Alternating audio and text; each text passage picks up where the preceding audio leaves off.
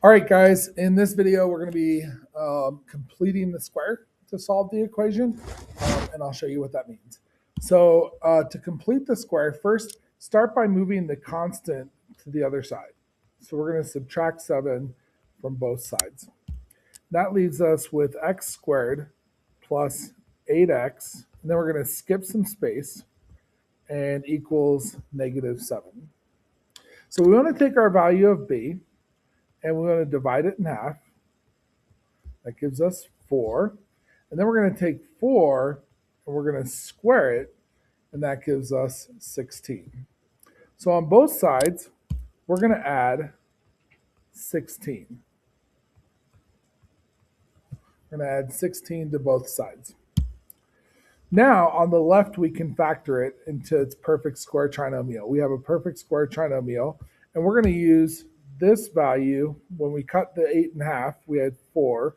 So we're going to say x plus 4 quantity squared equals, and then on the other side, negative 7 plus 16 is positive 9.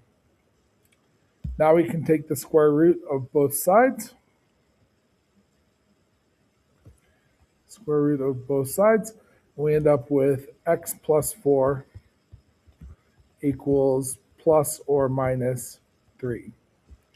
So then on this side, we will subtract 4 from both sides, and we'll end up with x equals negative 4 plus and minus 3.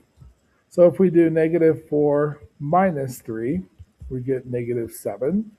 And if we do negative 4 plus 3, we get negative 1. So our solution set would be negative 7, negative 1. Okay? And then same thing on this next one. We've got some things to move around though. We want to move the 18 over here to the left, and we want to move the 71 over here to the right. So we have x squared, and we'll move the 18x over, so minus 18x equals, and then we have negative 9 minus 71 equals negative 80. So equals negative 80.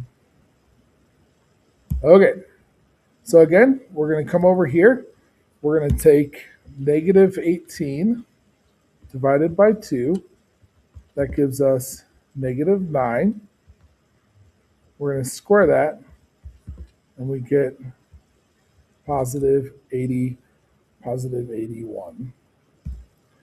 Okay, so we're going to rewrite this as x squared minus 18x.